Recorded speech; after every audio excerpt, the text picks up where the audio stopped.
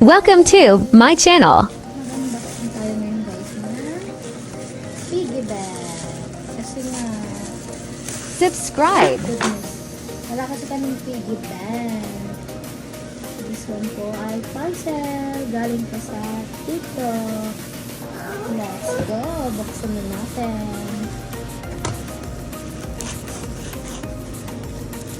Wala kasi ang mga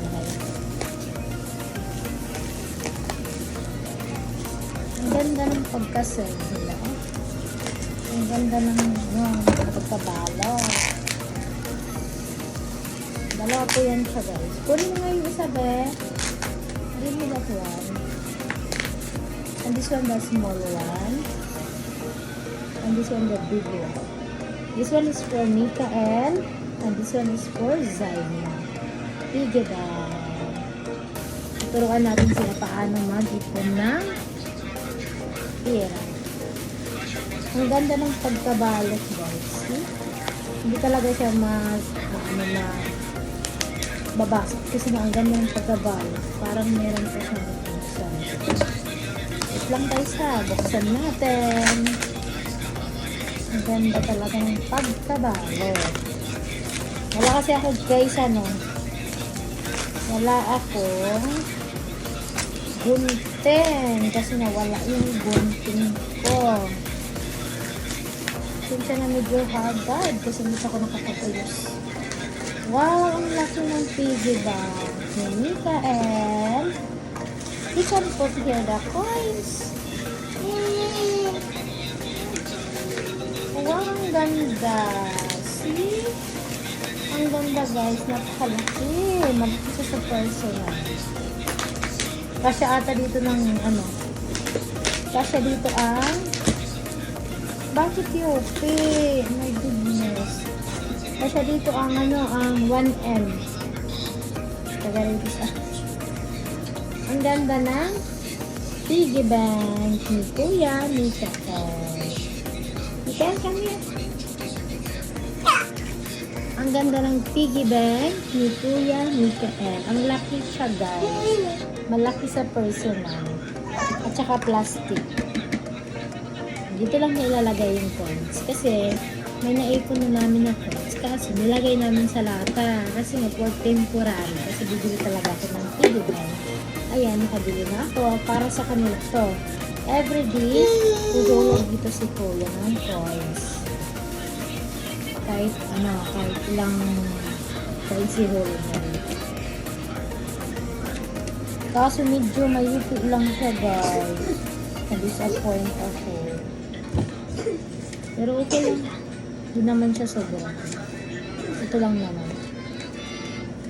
Pero maganda pa din. Yupi lang siya ng kunti. Tapos o-open na natin yung isang piggy bank. Ano siya guys? Nasa siya lata. Tapos, tingnan natin yung design. Sana hindi na siya yupi. Kasi na-yupi kasi. Pasensya na guys, kasi naka-zoom yung camera. Wala kasi ako guys, nasira yung yung pang live ko. Live stream ko na pang sa cellphone, lalagyan. Nasira siya. Bibili ulit na lang ako kasi nasira. Mahirap kasi mag-video nang wala kang ilagay ng cellphone. Mas maganda yung ilalagay ng cellphone. Ganda siya, oh. Buti na lang hindi yupi. Kala ko yupi na naman.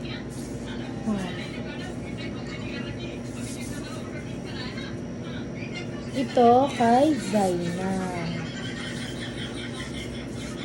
Dito lang niya huhulog yung coins niya. Everyday hulog siya dito. Kahit ilang coins ihulog siya dito. Sabi dito, easy since ipon challenge can 53,750 if completed. Sana all. Imagine, ang liit lang, makakaparad. Tapos, kung magkano ang hinulog niya per day, meron niya nilalagay dito. Kunwari, ang nahulog niya, isi-shade niya dito. Isi-shade. Pero mas maganda hindi lalagyan ng ano-ano kung hindi isi-shades kasi kung for example, kung maghuhulog ka dito tapos anuhan mo, shades mo, kaso lang, ang problema, mabibilang mo siya. Mas maganda, hindi mo siya anuhin. Mas maganda yung ano lang, yung secret lang ba? Para alam mo, pagbukas mo, hindi mo alam kung magkano ang nahulog mo, di ba? Para nakaka-excite. Pag buksan mo na, pag mapuno na siya, nakaka-excite kung kung ilang amount mo nahulog mo na. I hope na mapuno namin to. Mapuno nila to. Kasi ito kay Kuya Kael, this one, the big one, piggy bank. And this one, kay Zaina. I hope na makomplete nila, na mapuno talaga nila to, diba? Nakaka-excite. Kasi maganda to kasi hindi nila mau-open. Kasi nakaano siya, nakasirado. Pag mapuno na siya, pwede na i-open.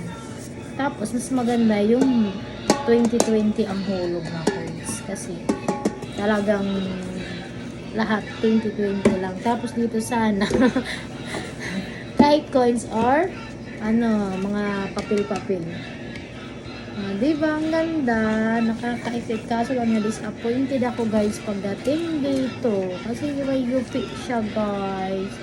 May UP. Pero okay lang. Nothing worry. Pero talagang pero okay lang.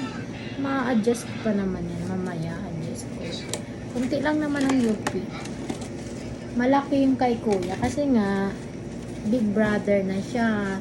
Kuya na siya. Kaya, binilang ko siya ng malaking piggy bank. And this one, kay Zaina. Kasi si Zaina, maliit pa.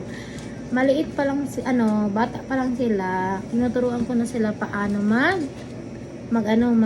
mag-ipon ng pera. Kasi para kung tumanda sila, alam na nila paano mag-save ng money. Diba? Yun lang, guys, for today's video. Thank you po, guys. Thank you for watching. Subscribe our YouTube channel. Bye-bye. Subscribe. Thanks for watching.